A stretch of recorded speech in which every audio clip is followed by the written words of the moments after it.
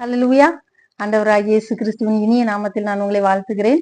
அன்புக்குரியவர்களே, குழியை வெட்டினான், அதை ஆழப்படுத்தினான், தான் வெட்டின குழியில் தானே விழுந்தான் என்று சொல்லப்பட்ட வார்த்தையை நாம் நினைவு கூற வேண்டும்.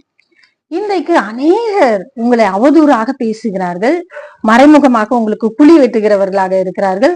எப்படியாவது அந்த குழியில் உங்களை தள்ளிவிட வேண்டும் என்று நினைக்கிறார்கள். ஆனால் இங்கே தேவனாகிய கர்த்தர் உங்களுக்கான திட்டத்தை பேசி கொண்டிருக்கிறார். ஒருவேளை நீங்கள் நினைக்கலாம், என்னைதான் தள்ளிட்டாங்களே அப்படின்னு. கிடையாது. தேவன் ஒருபோதும் அநீதியான நியாய தீர்ப்பு செய்கிறவர் அல்ல. அவர் நீதி உள்ள நியாயாதிபதி. அப்ப அவர் நீதியாக உங்களுக்கு நியாயம் செய்ய போகிறார். உங்க கஷ்டம் எல்லாம் அவருக்கு தெரியும். அவர் எல்லாத்தையும் பார்த்துட்டு செய்யுங்க செய்யுங்க அப்படின்னு விட்டுட்டு இருக்கிற கர்த்தர் அல்ல. பாருங்க, பரிசுத்த வேதாகமத்திலும் கூட இதே போல பாடுபட்டாங்க.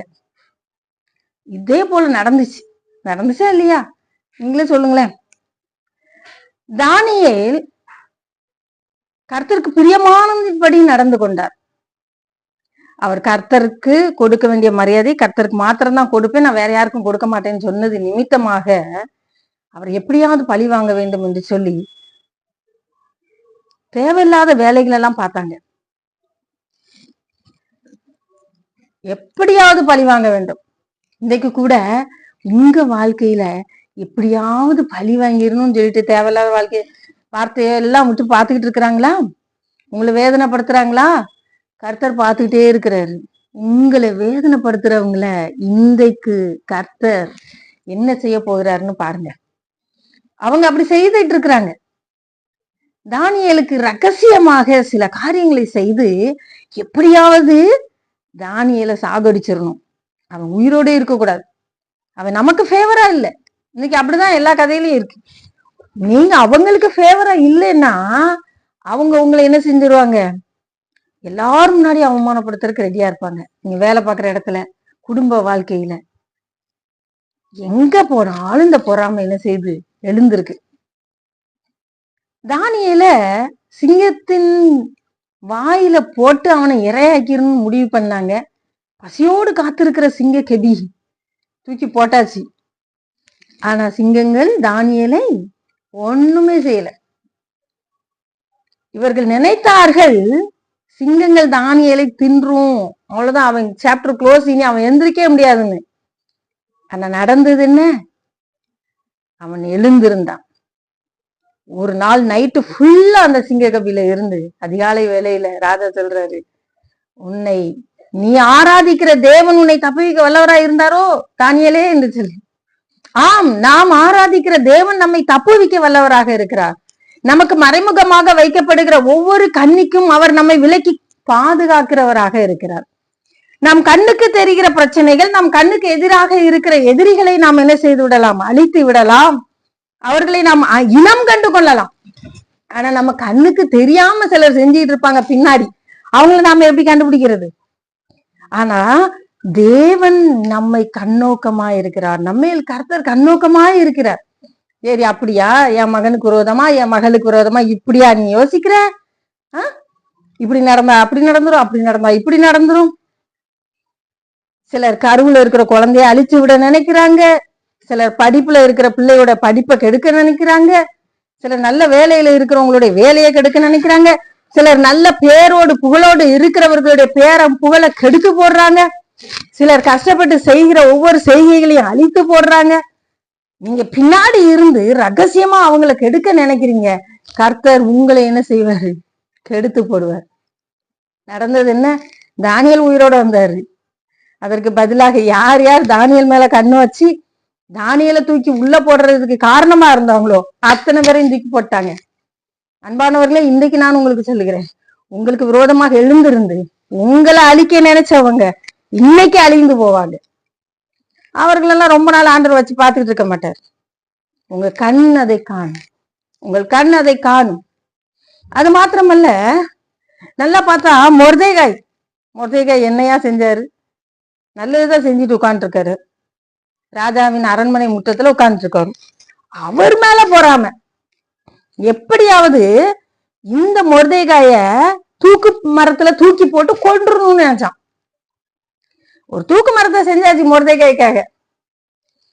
எப்படியாவது ராஜாவின் இடத்துல உத்தரவு வாங்கி மொர்தெகாய அதுல தூக்கி கொன்றணும்னு. நடந்துச்சா? தேவன் நடக்க விட்டாரா?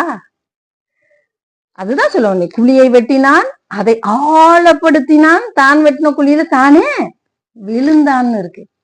அன்பானவர்களே, உங்களுக்கு எதிராக யார் எழுந்திருச்சாலும் சரி, இன்னைக்கு தேவன் சொல்லுகிறார், உன்னை தூக்கி போடுறதுக்காக தூக்கு மரம் செஞ்சாங்களா? அதே தூக்கு மரத்துல அவங்கள தூக்குறேன்ட்டு.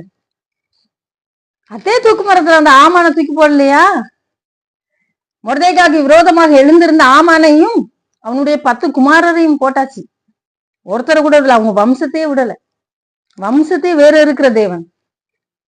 அன்பானவர்களே, ஒருவேளை இன்னைக்கு நீங்க மன கலக்கத்துல இருக்கலாம். ஐயோ, நான் ஒரு பாவமும் செய்யல, ஒரு தப்பும் செய்யல, ஏன் என்ன போட்டு இந்த டார்ச்சர் பண்றாங்க, ஏன் எனக்கு இப்படி துரோகம் நினைக்கிறாங்க, ஏன் எனக்கு விரோதமாக செய்வினை கட்டுகளை செய்து என்னை வேதனைப்படுத்துறாங்க, என் பிள்ளைய வேதனைப்படுத்துறாங்க, என்னுடைய சொத்தை அழிக்கிறாங்க, என்னுடைய நல் வாழ்க்கையே எடுத்துக்கொள்ளுகிறாங்க, ஏன் இப்படி பண்ணிக்கிட்டு இருக்கிறாங்க நினைச்சு வேதனைப்படுறீங்களா? எந்த காரியத்தை கொண்டு உங்களுக்கு விரோதமாக செய்து அவர்கள் உங்களை தோற்கடிக்க நினைத்தார்களோ அதே காரியத்திலே அவர்கள் தோற்று போய் நிற்பார்கள். அவர்கள் உயிரோடு இருக்க போவதில்லை. உங்களை சாகடிக்கணும்னு நினைச்சாங்கன்னா அவங்க செத்து போயிடுவாங்க. ஏன்னா கர்த்தருடைய பிள்ளைகளுக்கு விரோதமா எழுந்திருந்த யாரும் உயிரோடு இருந்ததா சரித்திரமே இல்லை. மோசேக்கு விரோதமாக எழுந்தார்கள். தாத்தான் எழுதாங்களா? என்ன நடந்துச்சு? பூமியே 2ஆ பிறந்து உள்ள போயிட்டாங்க. அந்த பூமி மேல நின்னுகிட்டு தான் கம்பீரமா பேசினாங்க. ஏய், நாங்க யாரு தெரியுமா? மோசேக்கு மட்டும் தான் கர்த்தர் பேசுவாரா? மோசே என்ன பெரிய ஆளா அப்படின்னு அந்த பூமிக்கு மேல நின்றுட்டு பேசினாங்க. பூமி பார்த்துச்சு, என்னப்பா, ஒன்னே தாங்க வேண்டிய அவசியம் எனக்கு இல்லை. அன்பானவர்களே, இன்றைக்கு உங்க மன குமுறலை கர்த்தர் கேட்டுக்கிட்டே இருக்கார். வேலை பார்க்குற இடத்துல நிம்மதி வேலை பார்க்க விடல, என்னுடைய திருமண வாழ்க்கையில நிம்மதியை திருமணத்தை பண்ணி என் புருஷனோட என் பொண்டாட்டியோட நிம்மதியை வாழ விடல, எனக்கு ஒரு கற்பத்தின் கனி கிடைச்சிடக்கூடாதுன்னு சொல்லிட்டு என் கற்புமே தரிக்க கூடாதுங்கிறக்காக என்னென்னமோ பண்ணி எனக்கு இப்போ குழந்தை பாக்கியமே இல்லாம இருக்கு. நான் என்னென்ன வேதனைப்பட்டுக்கிட்டு இருக்கேன் தெரியுமான்னு சொல்லி இன்னைக்கு மனசுல வேதனைப்பட்டுக்கிட்டு இருக்கிறேன். என் அன்பு மகளே, என் அன்பு மகனே, தேவன் சொல்லுகிறார், குழியை வெட்டினார்கள், அதை ஆழப்படுத்தினார்கள், தான் வெட்டின குழியில தானே விழுந்தார்கள் என்று சொல்லி அவர்கள் விழுந்து நாசமாகி போவார்கள். உங்களுக்கு விரோதமாக எந்த ஆயுதத்தை எடுத்தார்களோ அதே ஆயுதத்தில் அவர்கள் மரித்து போவார்கள். ஆகவேதான் சீமோன் பேதுருவை பார்த்து கர்த்தர் சொல்லுகிறார், பட்டயத்தை எடுக்கிறவன் பட்டயத்தினால சாவான்.